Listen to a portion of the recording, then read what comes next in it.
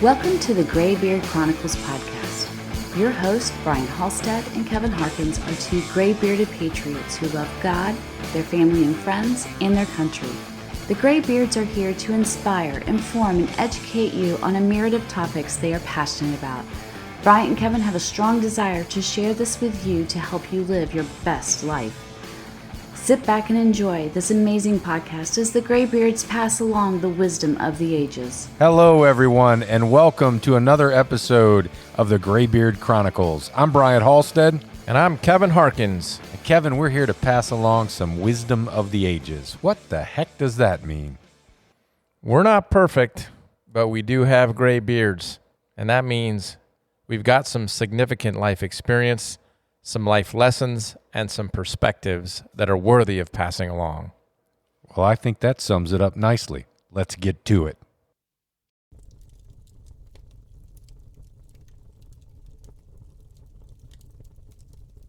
Kevin, what's going on, buddy? Welcome back. Yeah. It's nice seeing a full-size figure in that chair instead of the little Uncle Sam thing I had taking your place while you were gone. Yeah, that wasn't quite as, present as I am typically, right? Yeah, but we got some new material that we're going to be able to use when we're bantering back and forth, starting off here. Compliments of Bew, some information that this gentleman shared with us while we were conversing prior to starting recording. What was that again, Bew? Could you give us a sampling of how we say that? Kevin! Had no idea. No Got idea. It. I can't help it. I got it from the Minions. The Minions know there's wisdom right there. The Minions. I'm gonna watch all three movies, and I learned tonight that the king of all minions is Kevin. Is that right? That's what I. King is Bob. Bob is the king. King Bob. And then Kevin is the guy he's the leader. He leads them from place to place, or certainly in this first series, he gets them out of the North Pole and takes them to England, where Bob becomes King of England. I'm kind of like. I'm intrigued now, man. Yeah. I was familiar with them, who they are, the movie, but I never watched any of them, so I'm gonna have to fix that. Yeah. Well, thank you for bringing this into our world of consciousness, and I've just become a huge Minions fan, and I think most of our audience has too. Yeah, I think they're probably there already. You're just behind the times. Okay. We were busy doing other stuff. Right. That's right. But speaking of being older and more experienced, I have a question for you, Bew. Of all of the names that I've ever come across in my life, I have never heard of anyone who goes by or is actually named Bew. And so what's the B-E-W, pronounced Bew? What is how did you come up with that? Yeah, I didn't come up with it. He didn't name himself. I want to know, yes. Yeah. Actually, the Minions are too far behind, or you would have been named Kevin because of the Minions. But Bew is my middle name, and my father took it, and it's an English last name. It's the Bews. Ah, okay. Now it makes not the Bews. Okay. But Yeah, that makes sense. Either. So if you Google my name, you only get me. It's kind of cool. There's probably a lot of John Browns on there, but there are no Bew Whites except for me. So, and there's a lot of whites too, but there's no Bew Whites except one, and that's you. Yep. That is kind of cool, actually. I actually changed it. So if you read my book, it starts off with me being Billy. William is my first name, and then I changed it to Bew when I moved to New York. And a lot of my friends were already calling me that. So I just said, I'm going to pick this up, and I'm going to be a salesman in New York. And I need a name that doesn't sound common. And then it'll start a conversation. These guys, I'm from the South. They're not going to want to talk to me. And this might help, ease the tension. So that's kind of how I decided to use it. That's brilliant. That it really is, especially in that profession. You want to be remembered. And yeah, that's pretty cool. Yeah. They sometimes, but they knew your name was weird. This is that guy with the weird name, Yeah, Nice guy from the South, weird name. Oh, Uh, boom, boom. I don't like it. I do like it because it does, well, sort of pique your interest. In fact, I was saying to Bryant as we were preparing for this, how do you say his first name? Because I'm just not quite sure. I mean, I can just sound it out, but a lot of times, well, it's pronounced William. okay, there you go. Bingo. Yeah. Now, if you're talking about his middle name, There you go. I know I'm being a smartass. I mean, accurate smartass, but smartass nonetheless. All right. So clearly people are paying attention and they're realizing that there's more going on here than just Kevin and I talking tonight. And so I think it's a good time. We had a great conversation before we started recording and a little bit of banter now, but we need to officially call out who this gentleman is. We have an awesome guest with us tonight, Mr. Bew White III. And I'd like for you, Bew, to tell us a little bit about yourself. You know, I could do an intro, Kevin could, but nobody's going to do it better than you. So what do our listeners need to know about you, and what kind of wisdom are you going to help us share with them this evening? Wow, that's a lot. Woo, oh, that's a lot. Yeah, I think that one of the things, and we didn't talk about this part, is the reason I wrote the book is I had an experience where I almost died, and that was kind of, kind of woke me up to, I don't know how much time I have left, and I have, my children, my grandchildren. I would suggest this for just about anybody, to have some kind of heritage, in your life that your grandchildren can read about. Actually, I wrote it for my grandchildren's grandchildren, so they could see what I went through to get what they end up having, because I've built an incredible company. And that sounds like Cisco. I'm sorry about that. But my great grandfather had built an incredible company that I went to work for in New York in 1972. And I thought that I would spend the rest of my life there. And then I decided, well, I'm going to try to start this over again and have my children's grandchildren see if they can have the kind of life that my great grandfather afforded me. So that was the reason for the book. There's a lot. I mean, there's obviously a lot I didn't tell you, with the exception of the fact that I watched all 3 Minions movies. So where'd you go? We lost you for a second. He's back. So, interestingly enough, the book that you're talking about is a biography that is titled The Summer Classic, right? It's got a classic, which is oddly enough, it's also the name of the company I started. So it's called Class 6. Summer Classic. And it was after starting 10 companies to try to figure out what would work, because I was on the road selling, and I was making a lot of money, but I was like, I got young kids at home. I'm never at home. I'm never going to build anything this way. I need to take some time and try to figure out an idea that I think will last. And so that was the reason I started all these companies. And then I had started a company called Vista Corporation.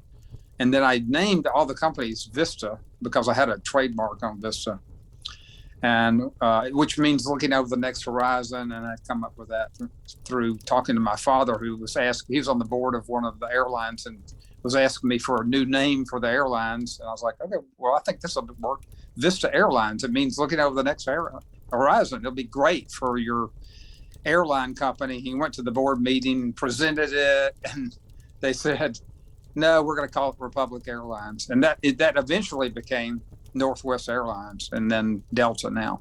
Anyway, that's a long story. But so I started all these different companies under the guise of Vista Corporation. I was on the road selling outdoor furniture, and I knew that business, and I saw a niche in the outdoor furniture business. It actually was, I wanted this kind of product for myself, and I wanted something that lasted a really long time. So that was my premise. Something that wouldn't go out of style, that looked great, that would last 15 or 20 years outside, which was really difficult to do. And then suddenly the office phone is ringing, and everybody's asking. They're answering the phones, Vista Corporation, and they're asking the receptionist, "Is this Summer Classics?"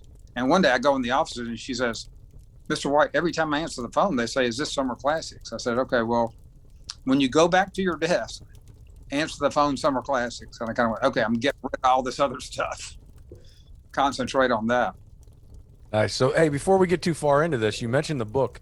Where can folks get a copy of this if they're so inclined to do so? We'll put a link in the description, but just give them a shout out to where we can get the book. Yeah, you can on bewhite.com. You can get them on Amazon. In fact, my college roommate was an actor, producer, director. If you like Audible, he called me one day and said, "Hey, I want to read your book." I was like, "Okay, great." He said, No, I want to read it on Audible." And I was like, "Well, awesome. That'd be great." And so I listened to him read it, and he's crying in certain sections. And I called him. I said, "Michael," his name's Michael Young. And I said, "Michael, I listened to you reading it, and you're like crying in certain sections." And he went, "Are you acting?" I said, "Are you acting, or is that real?" He said, "Well, what section was it?" I was like, "Okay, you were acting." Or you were crying. That's cool. So what, tell us again, what prompted you to write this book? And I think you mentioned you almost died. Tell us more about that. Well, it opens with me almost dying, and then I don't die, and I'm still in the hospital, and it goes to me in college. But this is kind of something I feel everybody should know. You're going to get a signal that you're going to die. And I got this. I mean, it is so powerful. It was, I had 5 blood clots in my lungs, and one must have gone through to my heart or something. And my heart stopped.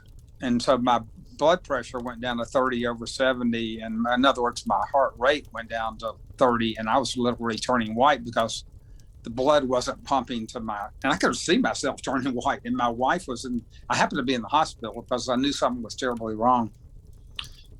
And I was like going to my wife going, "Well, I'm sorry, that's it." And then they pushed me over in the bed. And, the bed comes up to watch TV. It also goes back down, so your feet are higher than your head. And they filled me with dopamine and salt water. And I came back, and I was like, wow, I'm supposed to be dead. And for a really long period of time, every time I had heartburn, which is what this was, it was like in heartburn times 100. Okay. I was going like, is this it? Am I going to die now? I mean, I didn't figure out why I was alive. So I just started looking for a meaning for why I'm alive and what I should do, because I got a signal. Number one, I got the signal I'm going to die. You got a few minutes, say whatever you're going to say. And then eternity. I mean, the concept of life, and I think God protects us from this. He protects us from thinking about death all the time. But your life is so short compared to eternity that at the end, you're going like, wow, that was really short comp to eternity. This is what came to me anyway. Eternity is a really long time. And here I go. I mean, this is it. That was what life was like. And you just kind of, it's not that you have any flashbacks or anything, but for me, that's what happened. Now, I never died. I never passed out even. But it was, then I got this signal, write the book. And I had been working on this for a while, but I couldn't finish it. And it was mostly about the leading up to the 2008 Great Recession and what I went through during that period. And it also goes through what I call my MBA in mistakes, just constantly making mistakes and pushing through. I think I'm working on my PhD in mistakes now, but just this constant, errors that you make.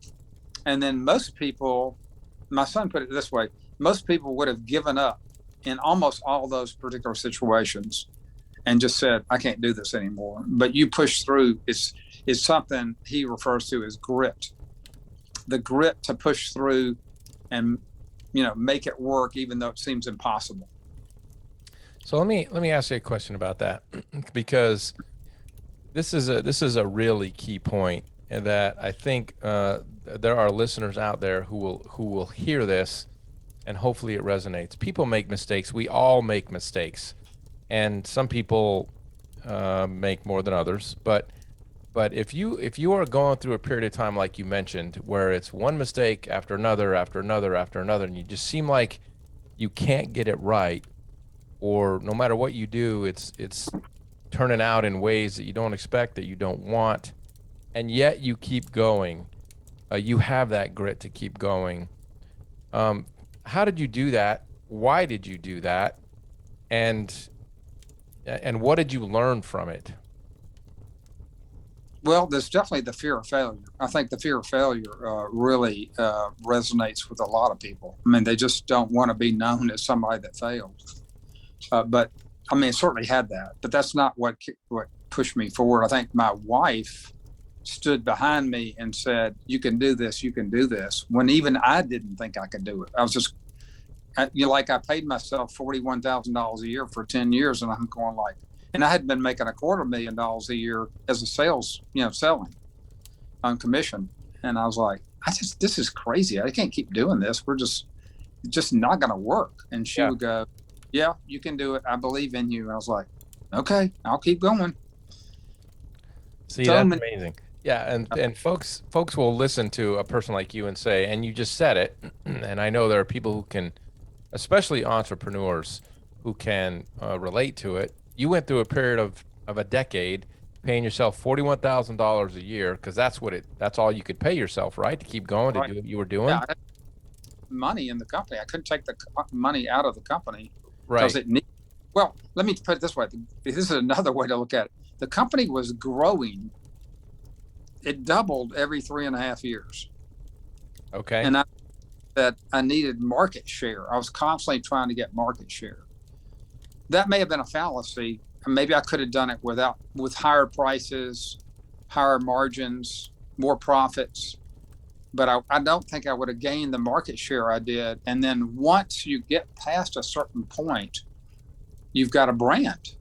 You go from market share, and then people know who you are, right? And then you have a brand, and it's so different. You can't imagine the difference between building and this turning the corner is what I would call it. And everybody comes to you, right? Because you're the brand. It's a very different business. You get to a point where momentum hits, right? That's what you're talking about? Momentum. Yeah, that's probably right. And then the brand, right? Once you have the brand, you can do anything with it. Now you guys happen to be in the furniture business, outdoor furniture, and now indoor furniture, and so on as well. But it's really key, having that brand first, because then you can, branch out and do other things, and it's the brand that people identify with. And I don't know this, but there are more people, wholesalers, than retailers. In other words, there's more people trying to sell furniture than there are stores. To the stores, you follow me?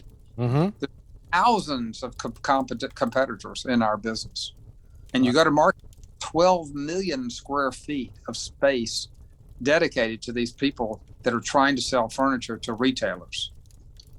And so it's an incredibly competitive situation.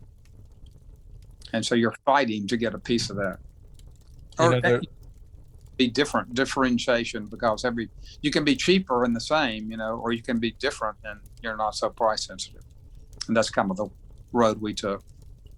And none of it's easy. And I don't know if Bryant, you or Bew have read a book called Atomic Habits. It's actually a great book. It's just about installing good habits in your life. But he used a metaphor, which I think is what you're just talking about, Bew, which will make complete sense, and I'll be quick about it. You're trying to melt an ice cube in a room, and the room is 25 degrees. So you start working on ways to increase the temperature of the room, and so you increase it from 25 degrees to 26 degrees. What happens to the ice cube? Nothing. You get it to 27 degrees. What happens to the ice cube? Nothing. To 28 degrees, to 29 degrees, to 30 degrees. You are working like crazy to get the temperature in the room up. Right. nothing's changing. The ice cube is exactly the same. 30 degrees, 31 degrees, nothing. Nobody sees all that effort that's going into getting the temperature up. But as soon as you start to hit 32, what happens?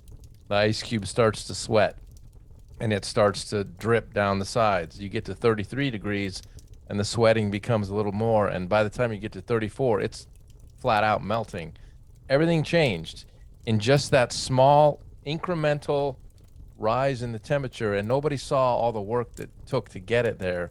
And in so many things in life, that's exactly the same thing. Can you relate to that, Bew? Is that what you're talking about? It reminded me of the duck. Do you see the duck running, going across the water? He looks like he's real calm, but underneath he's like paddling like hell. Right. That's it. That's it. And I've, so I've not read that book. I think I actually saw it on the shelf at my daughter's place the other day. So it's a good I'm book. gonna have to check that out. Yeah. Don't overlook that one. Put that on the list of things to check out. So, yeah. So you pressed through on that, and you'd mentioned early in the podcast that you had started many different businesses. What was it about you that was wanting to do all these different things, and were you just looking for something that you could settle on, and you were trying all kind of different opportunities, or what was it? Why so many, and then what ultimately happened? Well, this has a lot to do with making mistakes. So one of my big mistakes was I got in partnership with somebody. I was a salesman. I wasn't owned any of his company, but I owned part of his building. And it was, the idea was that I'll buy, we'll split the building, put $10,000 down. It was a 45,000 square foot building. And we'll put the money down and we'll have this building and we'll pay the rent through the company he owned. And then I was like, okay, great. This is a great opportunity for me. Well, within a couple of years of that, he went out of business and personally bankrupt, and I got the building, and I was like, what am I going to do with this thing? And my notes were $5,400 a month. So I had to earn $5,400 a month after taxes to pay for this building. Just to pay the bill. Yeah. Oh my God, what have I done? I was making a ton of money selling his product, and everything's reversed. And I'm like I've just gone from positive to big time. My net worth, I was trying to be a millionaire by the time I was 40. And I was like, I just took a huge back. And then the stock market goes down. I was like, and suddenly I'm worth negative $230,000. I was like, help. And so it was, by the way, this is back in the 80s when interest rates were really high. Mm-hmm. So I couldn't borrow the money from a bank. So the guy that owned the building had taken the mortgage back. And I called him. I said, look, I can't pay this mortgage. I mean, can you just charge me interest only? What is interest only? He said, it's $1,300 a month. I said, I think I can do that. And when the banks free up, I'll get out of the loan. I'll get the bank to do it and get you out of this. And he agreed to do that. So I was like, okay, now I don't have to make, and I had to make $54,000 after tax. So it was I had to make $5,000 just to pay. So that was a great negotiation. I was like, okay, I can get through that. And then I turned the building into a business. All these business I started just filling up the building with products that I thought of. And those Vista Corporation things I was talking about, I got into the mirror business, the lamp business, the wicker business, all these businesses, just trying to fill that building up and resell for profit so I could pay the rent, or pay the mortgage in this case, or the interest in this case. And so eventually it started working, and I was able to pay it. And then I got the bank to do a mortgage on the building. And the building turned out to be a great thing for me because I constantly remortgaged it and took the cash out and put it in the business to keep growing the business. And so, lemons to lemonade. Nice. Now, I heard somewhere, and maybe you can expand on this, but I heard somewhere you make mention of a $30 million mistake that you made. Yeah. Oh my God. So I had a paint situation. I made a lot. That's probably one of the bigger ones I've made. I also did a bank loan with Royal Bank of Scotland, who got in trouble back in 2008. That was a $20 million line. But this was a deal I did with Sherwin-Williams on a paint finish in China. So my suppliers were in China, and I worked on this finish to make a product that was made out of aluminum or metal, but it looked like wood. Perfected this thing, and I went, this is awesome. And so I sold $30 million of product. I went to market, everybody loved it, sold the heck out of it. And I found out Sherwin-Williams has sold me a product that will only last 1 year outside. And you remember us talking about I'm building a product that wants to last 15 years. Yeah, Rut-row. Yeah, Rut-row is right. Yeah, I don't know what the minions would say about this, but you would know, Kevin, when you were after you watch. Okay, all right. I'm watching tonight. Yeah. So then, the calls started coming in, and I'm starting to change the finish, and I'm calling Sherwin-Williams saying, "Y'all got to help me," and they're saying, "Nope, we didn't sell you the product. We sold it to your Chinese suppliers. Sue us." I was like, "Oh my gosh, what am I going to do?" And I tried to hire lawyers, and they're like, "We can't go to China." And they're right. They're going to sue you. You're going to take this to China. I was like, okay, I got to figure this out on my own. So I came up with a plan where I could pay, if you had a problem with your furniture, I would have it repainted for you where you are. I didn't want to send it back. And first I was giving them new, and I was like, this isn't working. So I developed paint sources in every city in the United States and repainted the furniture for them. But I also said, if you've had it for a certain number of years, the expected use is this. I'm going to give you X amount. So You've already 4 years. I'm okay doing something, but I'm not going to give you full refund. Right. But usually it paid for the paint, so it worked out fine. But boy, it's my customer service department. When it started happening, they came to me and said, "We're going to go out of business." I said, "No, we're not. We're going to come up with a plan to get through this." Yeah, see, you can hear it in your voice already. Something's going wrong. Something starts to go sideways, and your wheels are starting to turn. Like, I don't have a choice. I have to figure this out. I now have a 45,000 square foot building that I can't pay for. I got to figure this out. Yeah. Maybe I can negotiate an interest only. Right. At that time, I had 400,000 square feet. Oh, 400,000. Oh. Yeah. Time the $30 million problem came out, I had that building. I bought a 230,000 square foot building. I had bought a 100,000 square foot building, and I had another 100,000 square foot building I was trying to sell. So I was like, I have to figure this out. And are these all the years where you're making $41,000 a year when all this stuff is going on and you keep plowing money back into it? It's interesting because I rode back from the farm with my cousin, actually, and we had a discussion about banks, and he wanted to hear the banking. So we listened to this part before and I don't know, it was either right at the same time, very similar timing. Okay. It was right in the early 2000s when this happened. Okay. And so that's about when the banking thing came up. In 2004 is when I did the deal with Royal Bank of Scotland for 20 million, and I had a lot going on. Let's put it that way. How are you doing today? I'm doing great. I mean, things have changed completely. I kind of tell you about the branding thing. We hit $100 million several years back. We're probably going to be close to 200 million. I mean, it's just what's going on in the furniture business. I don't know if you're aware, but there's like shortages of furniture, and I'm one of the few people that actually has pretty quick delivery comp to everybody else. So it's and then my son has taken over as CEO. So and then that transition was very difficult. I think that's something, if people had their own family company and they're trying to get their children to take over, I mean, that's really, really difficult. And I certainly struggle with it. I think my son did too, frankly. Yeah, but we got. So yeah, how'd you figure it out, right? What'd you do to make it a successful transition? There's one conversation that we had that I thought was critical. It's when he came to me, I kept, going, I really need you to do this. I really need you to do this. I actually hired a consultant to come down and help me convince him. And this guy had an MBA this is a kind of funny story. This guy had an MBA from Harvard and from New York University. He had 2 MBAs, and he went to Virginia and Harvard and this university in New York City, Columbia.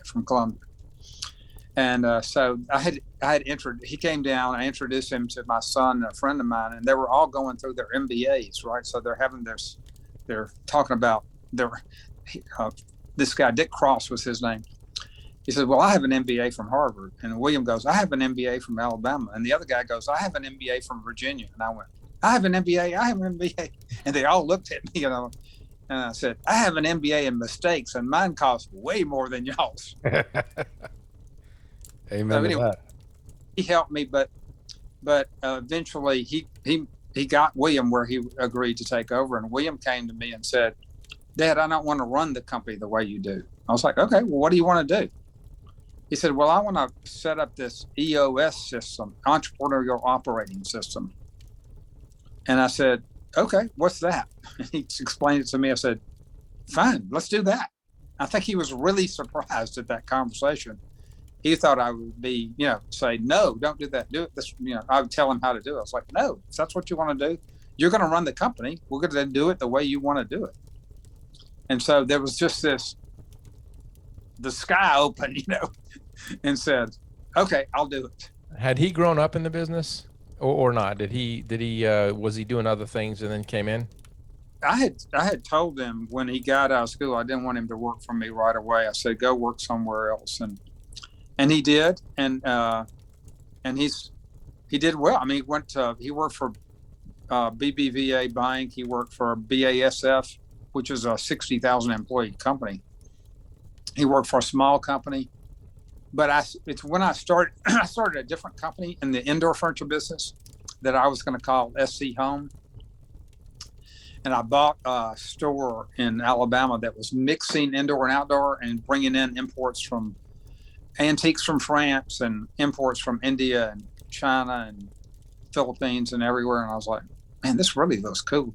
I wonder if we could do this in our stores." And we had just started retail. He came to me and said, "Hey, I'm interested in that." I said, "Okay, come in, you do it." And when the recession hit, he came in 2000. I love this story. He came in January in 2008. And when the recession hit, he couldn't leave. It was like stuck there. You couldn't go get another job. So I was like, "Okay, well, I got him now." And then I told him I was going to help him, and I said, "I can't help you. I got to work with the bank. I got to make sure we get through this." And he said, "Don't worry, I've got it." And so he did. He had the gene. He had that je ne sais quoi, the thing that makes people want to buy a product, the ability to design product and smell the marketplace. I didn't know he had, so that was great to find out. And then he changed the name of the company from SC Home to Gabby, which was my mother's name was Gabriella, so it made a lot of sense. And he said, "I don't think we should name it after Summer Classics." I was like, "Okay, what do you want to name it?" I think he was surprised at this too. And he told me, I was like, "Okay, name it that. That's a good idea." So I gave them a lot of autonomy. I think that helped a lot. Yeah, yes, indeed. Hey, so this would be a great time to call out all of your brands clearly. So folks that might be interested in outdoor furniture, indoor furniture, certainly hearing it from the man that got this off the ground and created it from the ether himself has certainly got me intrigued, and I want to learn more about your furniture. Yeah, you need to buy some. That's the way to learn. You just buy. I need to know what the brands are. So share all the brands with us. Summer Classics is the outdoor brand, obviously. Gabby is the indoor brand. Gabby is more, I call it a millennial brand, but I like it too. It's not what I would have in my house now, but everybody's kind of going to this modern theme. And this is sort of French antique modernistic line. So it's a really cool product line. And it's growing way faster than Summer Classics is. And then my daughter came in about a month after my son did, and she started a company called Wendy Jane, which is my wife's name. And it's accessories, pillows, rugs, all the things you find in our stores that are accessorizing your home. So what's your footprint? Where are your stores, and if not in your stores, where else can folks find your product?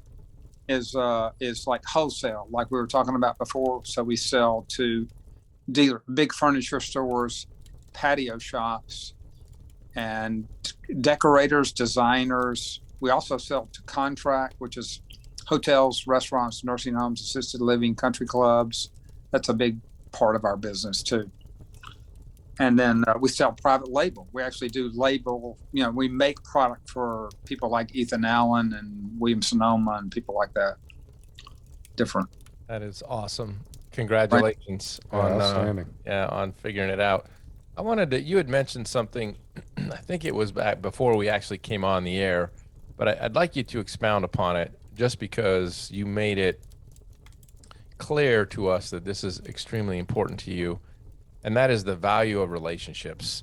Could you talk about that for a few minutes, about what do you mean by that? With whom do you mean by that? What is this whole thing about relationships that has somehow captured your attention enough that you think it's one of the most important things for people to know about? I don't know your audience that well, but I go to a Bible study every week, and he always opens with, "How's your relationship with your wife?" Okay. And he's kind of quit doing that with me, because I have this incredibly great relationship with my wife, and I like to say, great wife, great life, awesome life, awesome life. So I think your spouse relationship, whether it's your wife or your husband, or your significant other for that matter, is critical. I think that's, and you're going to be happier if they're happy. And I sort of learned that the hard way. I don't feel like I was a particularly good husband to start with. And then one day I sort of woke up and went, "This girl is amazing. What is wrong with me?" Just kind of went, "I've got to change. I've got to make a huge change. And I want to be like her." I was like, "Why am I doing that?"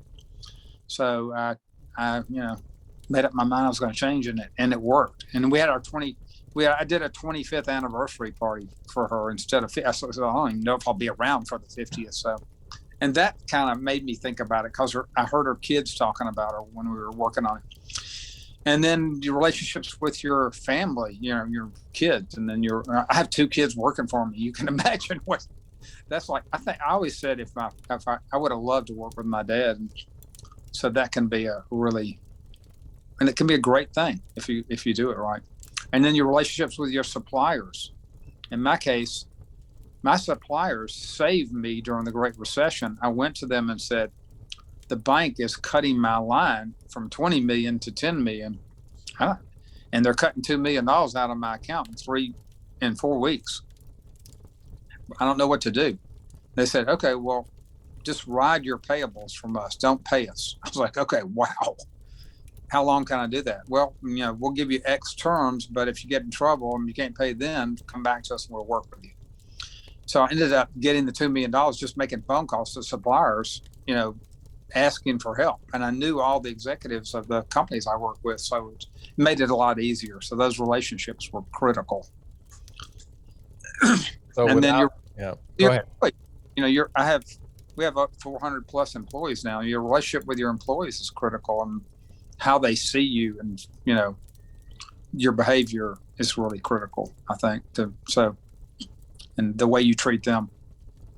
The thing that particularly strikes me about this aspect of it is, we live, and nobody knows this better than you, but we live in a very litigious society, and that everybody is wanting to, especially if they have a hint that you have money of any kind, or you have the ability to produce money in any way, all of a sudden you become a target, or you become an easy, not necessarily a target, but you become an easy response to an issue.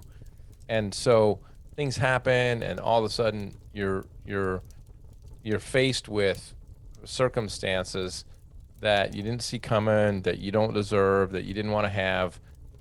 But it was the relationships that you had established over time, because there are a lot of times you could have gone to creditors, you could have gone to the bank, you could have gone to anyone and explained your situation, and they would have said, "Too bad, so sad. Pay now or I'm going to sue you." I'm sure it did happen from time to time, but clearly you're still here talking about it, so that's worked out for you.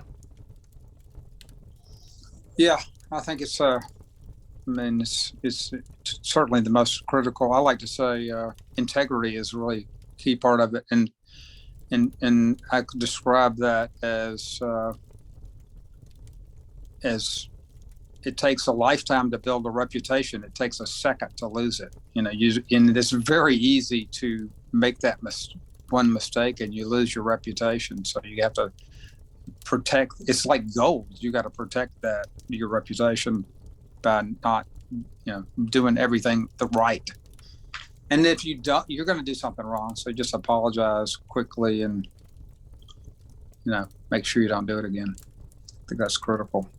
Yeah, amen to that. And I don't think you can shout from the rooftop enough the importance of the relationships, and the fact that you were able to get through that tough time by having those conversations. And it wasn't, that you just knew those people. It's the foundation that you had built in those relationships and the trust and integrity, and so on that caused them to, know that you were good for what you were talking about.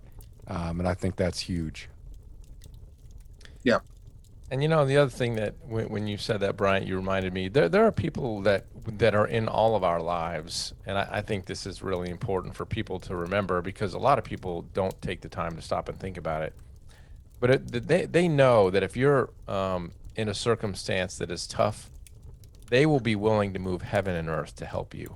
I mean, they will jump in with both feet to say, I'm gonna choose to step up and help you because I believe in you.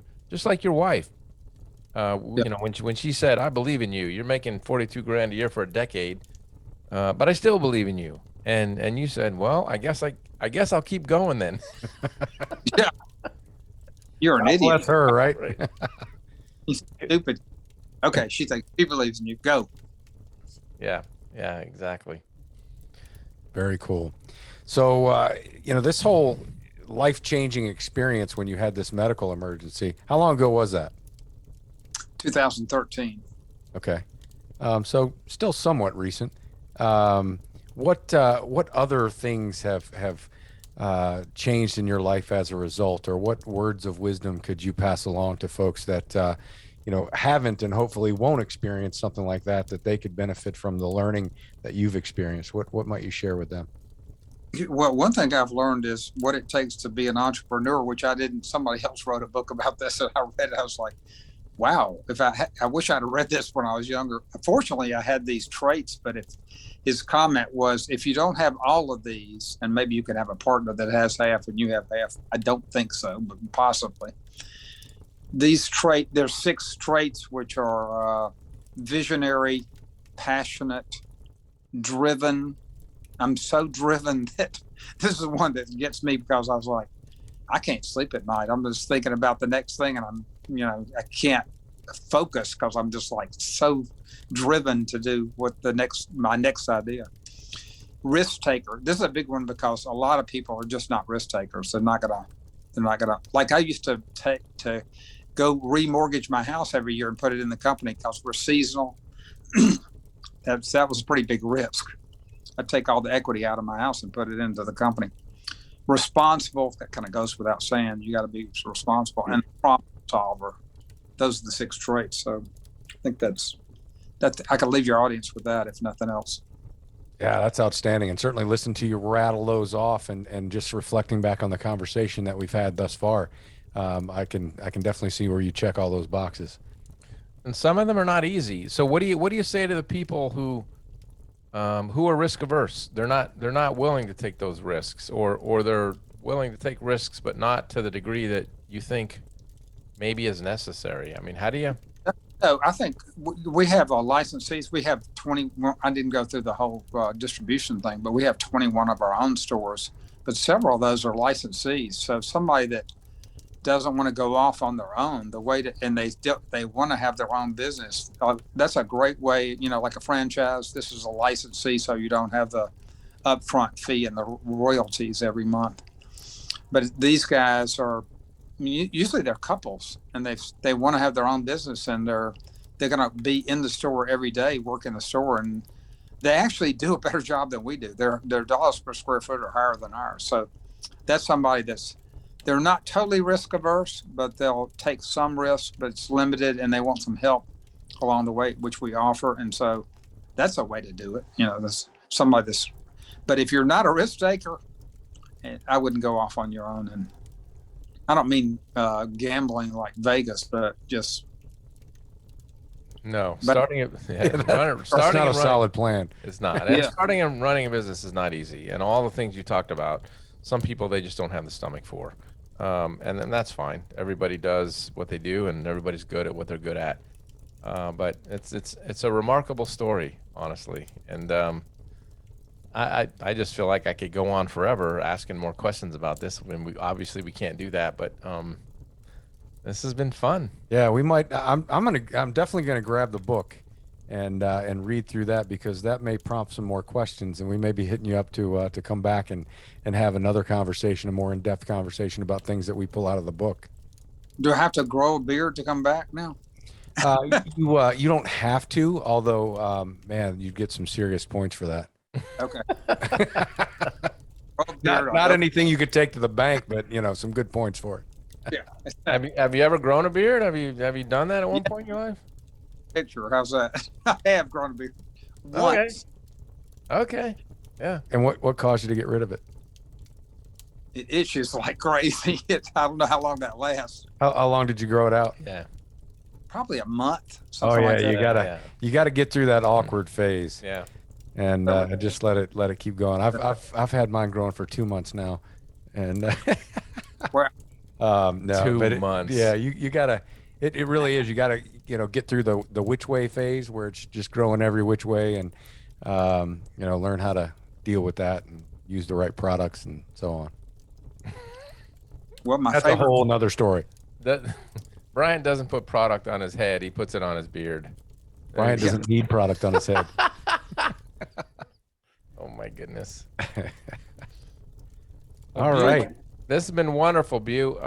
If you were gonna, so let me just ask this final question: if you were gonna try to leave our audience with a nugget or two of wisdom that you just thought of all, if you could summarize your life, your experience in a couple nuggets that you'd want them to have, what would that be?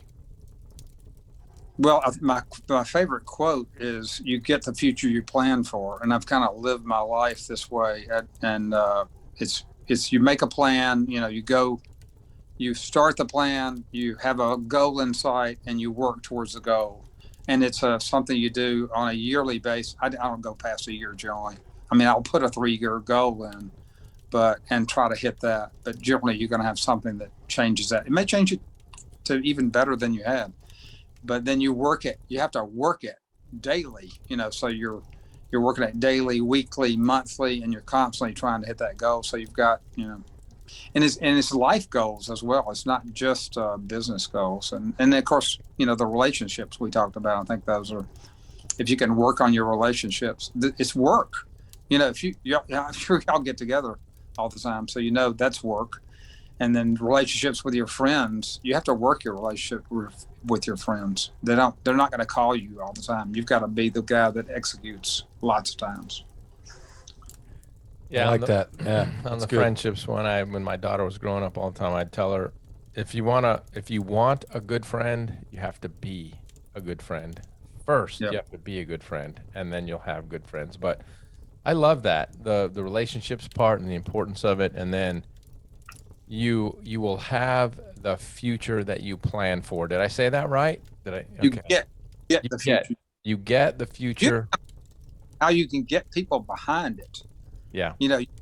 Awesome goal out there, this big hairy goal, and then you tell people how they're going to do it, and they'll just get behind you and like, where are we going? Let's go. Let's make this happen, guys. And you're like, wow, this is going to work, and it does. It works. Very cool. Yeah. I'm excited about checking out some outdoor furniture. We got some construction plans in the future, and I'm going to be needing some new outdoor furniture. So I know the brands I'm going to be looking at, or the brand I'm going to be looking at first out of the gate. We had the service where we'll check your credit card limit if you want us to in advance. Wow. Wow. There's no maximum. You can buy as much as you want. Oh, that's awesome. I appreciate that. Okay. You can max that card out. Come on, bring it to us. Yeah. That's cool. All right. Well, Bew, we can't thank you enough for making time to be on here and have this conversation with us. And man, what a great time I've had. I think I can speak for Kevin too. And I think that I'm excited to go back and listen to this again, because you don't capture it all. At least in my experience, I don't capture it all when we're having the conversation. And to go back and listen to it sometimes is really, really fulfilling. So I'm definitely excited to do that. And the minions. Don't forget the minions. Oh no, definitely not going to forget the minions. And I thank you so much for that information. I can tell you that I am going to do some really cool stuff with the minions and their reference to Kevin, or however that goes. Yeah, you can call him King Bryant. Just call him King Bryant. Just do that. There you go. There you go. Don't worry. This is going to go both ways. So I know that you think you're safe right now, but you're not. Oh no, I never think I'm safe. Okay. Okay. Okay. Kevin has this way of saying that, hey, I need to ask you a question, or I want to ask you this, and I immediately put up the danger Will Robinson sign that something bad's going to happen now. Here we go.